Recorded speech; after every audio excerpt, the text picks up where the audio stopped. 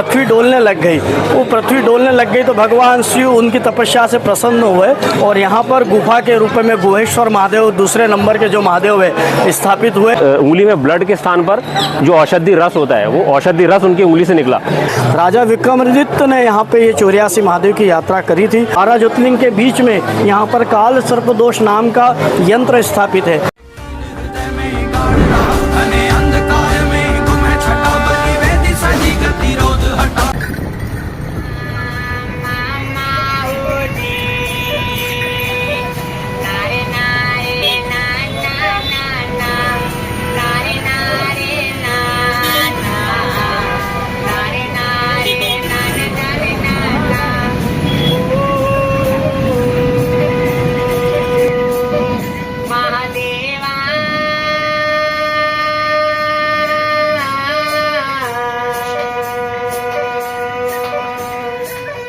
महादेवा तेरा डमरू डम डम,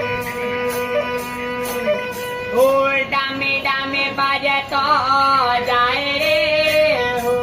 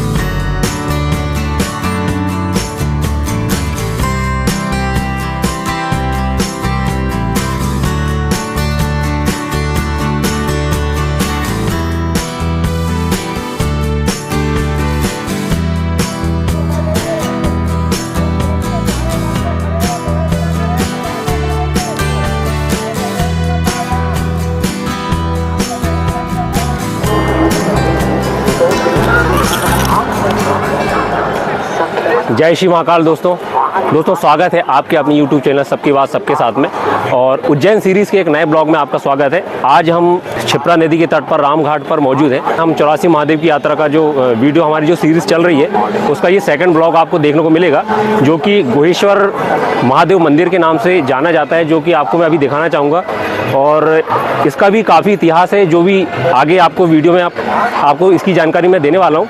और इसके पहले हमने 84 महादेव की यात्रा का जो फर्स्ट जो वीडियो बनाया था वो आप जो है आई बटन पे क्लिक करके आप चेक कर सकते हैं। उसका भी वीडियो जो है आपको मिल जाएगा या डिस्क्रिप्शन आप देख सकते हैं। तो चलिए हम अंदर पूरी इसकी कहानी जानते हैं, किस तरह से इनका उद्भव हुआ है और क्या इनकी कहानी है।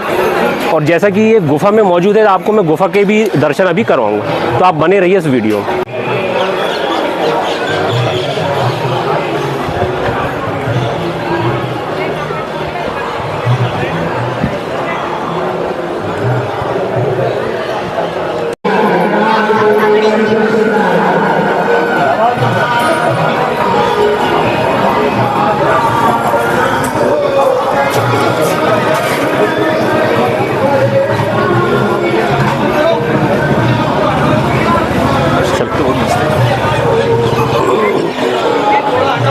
तो दोस्तों हम अभी नीचे जा रहे हैं, जैसे कि आप देख सकते हैं ये काफ़ी नीचे है, इसीलिए इनका नाम जो पड़ा है गुहेश्वर महादेव मंदिर, इनका जो नाम है ये काफ़ी डाउन में है।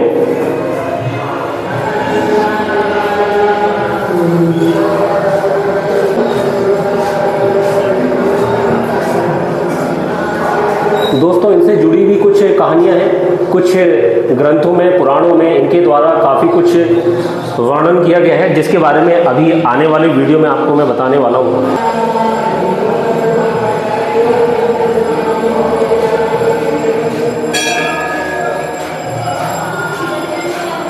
तो दोस्तों हम मंदिर के प्रांगण में आ चुके हैं। जैसा कि यहाँ पर 84 महादेव की यात्रा के जो द्वितीय जो यात्रा है जो कही जाती है, गोहेश्वर महादेव की जो यात्रा है, जस्ट मंदिर के पास में भी और भी आपको कई यात्रा के बारे में वर्णन देखने को मिलेगा। हमारे साथ पूजनीय पंडित जी हैं। पंडित जी जय श्री महाकाल।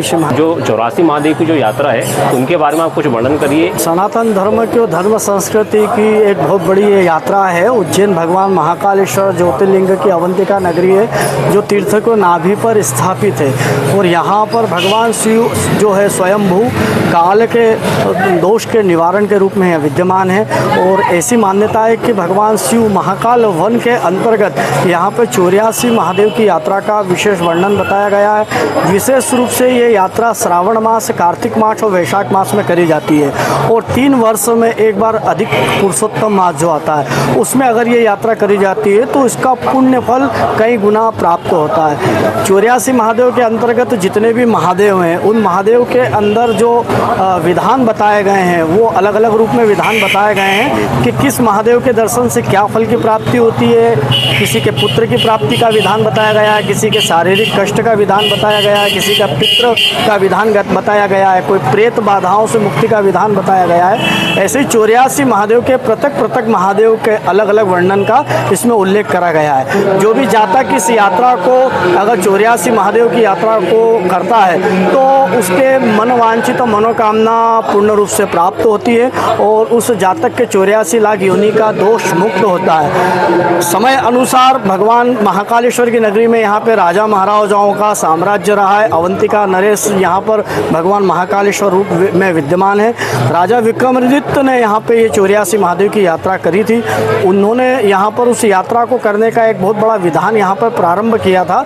जो रामघाट में धर्मराज चित्रगुप्त के नाम से एक मंदिर है, यहाँ पे 84 महादेव एक ही शिला पे भगवान विक्रमादित्य के द्वारा स्थापित करे गए हैं। जो भी जातक शारीरिक रूप से कष्टप्रद है या उसको कोई आर्थिक स्थिति उसकी मजबूत नहीं है और वो 4 दिन की अवधि का उज्जैन में अपना व्यवस्था नहीं कर पाता और इस यात्रा को नहीं कर पाता है तो एक ही शिला के ऊपर 84 महादेव यहाँ विद्यमान है और 84 महादेव की यात्रा करके वो संपूर्ण फल को प्राप्त कर लेता है। ये 84 महादेव आपके सामने एक ही शिला के ऊपर विद्यमान है।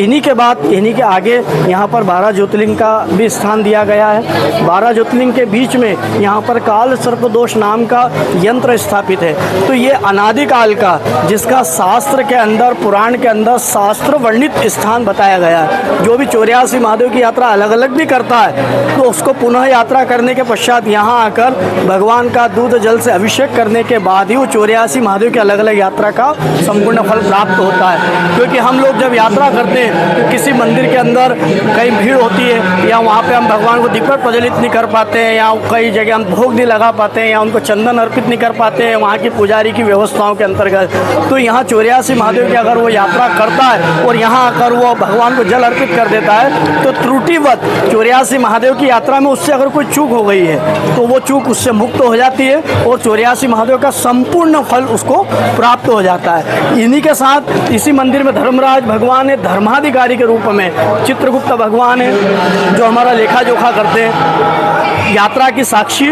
और यात्रा का लेखा जोखा इन्हीं के पास है। तो यहाँ आकर अगर यात्रा का संपूर्ण फल प्राप्त करें तो निश्चित रूप से 84 महादेव की यात्रा परिपूर्ण होती है। जय श्री महाकाल। पंडित जी एक और है जो गोहेश्वर महादेव के बारे में कथा प्रचलित है कि जो मकड़ंग करके जो ऋषि हुआ करते थे उनके बारे में इसी ने यहाँ पे नृत्य तपस्या करी थी। नृत्य तपस्या इतनी करी उन्होंने कि पूरी पृथ्वी डोलने लग गई। वो पृथ्वी डोलने लग गई तो भगवान शिव उनकी तपस्या से प्रसन्न हुए और यहाँ पर गुफा के रूप में गोहेश्वर महादेव दूसरे नंबर के जो महादेव है स्थापित हुए। जो यहाँ पे स्वयंभू गोहेश्वर महादेव के दर्शन करने से कई प्रकार के रोग, दोष, भय, व्याधि, पीड़ा का निवारण होता है।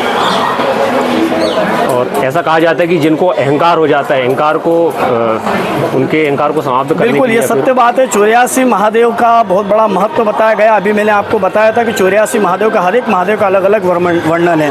तो गोहेश्वर महादेव का जो विधान है, जो भी अहंकार रहित जीवन जी रहा है या उसके अंदर अहंकार के भाव उत्पन्न हो गए हैं और उससे अहंकार का एक महापाप हो गया, तो उस पाप के निवारण के लिए अगर वो 84 महादेव करता है तो अहंकार का एक ऐसा पाप होता है जिसका कोई भी प्रायश्चित, इसका कभी दोष मुक्त नहीं होता है। लेकिन 84 महादेव के दूसरे महादेव गोहेश्वर महादेव का अगर वो दर्शन पूजन करता है तो उसका जो अहंकार रहित जो पाप है वो दोष मुक्त हो जाता है। जैसा कि आपको मैंने अभी दर्शन करवाए, नीचे गुफा है जहाँ पर महादेव जी विराजमान है और इनका एक शिवलिंग भी ऊपर बनाया गया है और ये काफ़ी प्राचीन है। ये स्वयंभू शिवलिंग आप देख सकते हैं।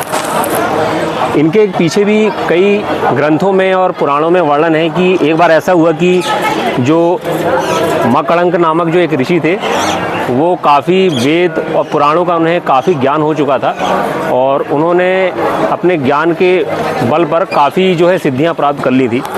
और एक समय ऐसा हुआ कि जब देवदारू वन जो है हिमालय की तलहटी में जो एक बहुत ही प्रसिद्ध जो वन हुआ करता तो वहाँ पर वो ऐसा विचरण कर रहे थे तो मकड़ंग ऋषि के हाथ में एक कुश नामक एक जो घास है, जैसे कि आप जो वीडियो में जो सामने देख रहे हैं एक फ़ोटो में कि एक तरह की घास होती है जो जिसका जो तना है काफ़ी नुकीला होता है, तो वो तना उनके उंगली में लग गया था। तो उनके उंगली में ब्लड के स्थान पर जो औषधि रस होता है वो औषधि रस उनकी उंगली से निकला। तो जैसे ही उनको लगा कि एक औषधि रस उनके उंगली से लगातार गिरता जा रहा है तो उन्हें ऐसा लगा कि उनकी जो सिद्धियां जो है सफल हो चुकी है। तो उनकी खुशी के कारण वो काफ़ी जो है नृत्य करने लगे और उनके नृत्य से जो काफ़ी जो देवी देवता थे वो काफ़ी चिंतित हो गए क्योंकि नदियों की दिशा पलट गई थी, ग्रहों की स्थिति बदल गई थी।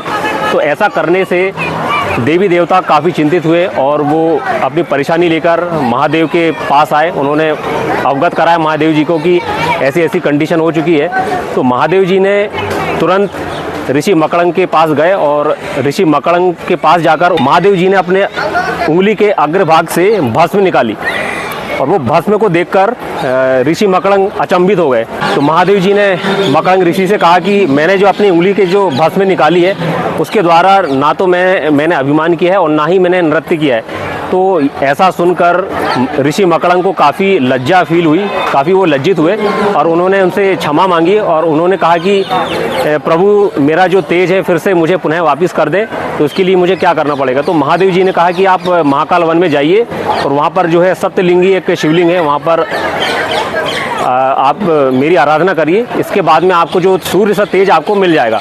तो इसी कारण जो है मकड़ंग ऋषि यहाँ पर आए थे, उन्होंने यहाँ पर सिद्धियाँ प्राप्त करी थी, महादेव जी की उन्होंने आराधना की। इसके बाद से दोस्तों यही जो स्थान है वो गोहेश्वर नाम से जाना जाता है और कहा जाता है कि यहाँ पर जो भी अहंकारी जो व्यक्ति होता है तो यहाँ पर आने से उसका सारा अहंकार समाप्त हो जाता है। पंडित जी, जैसे कि सनातन धर्म में जो है जब से राम लला जी का आगमन हुआ है तब से सनातन धर्म में जो है काफ़ी प्रगतिशील हो रहा है, तो उसके बारे में आज की जो युवा पीढ़ी है या जो सारे वर्ग हैं, आप इस प्रांगण के माध्यम से आप उन्हें क्या मैसेज या संदेश देना चाहेंगे? धर्म की, संस्कृति की और सनातन की रक्षा का मेरा मेन उद्देश्य है। मैं समस्त युवा वर्ग से एक ही आग्रह करूंगा कि हमारे सनातन धर्म की रक्षा करें।